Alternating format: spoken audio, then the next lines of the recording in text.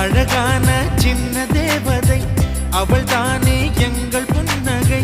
நாள்தோறும் இங்கு பண்டிகை, நம் வானில் வான வேடிக்கை. இது போல சொந்தம் தந்ததா இறைவா நன்றி சொல்கிறோம். உனக்கேதும் சோகம் தோன்றினா இங்கே வா இன்பம் தருகிறோம். சரவெடி போல் சேர்ந்து நாம் சிரிக்கலாம்,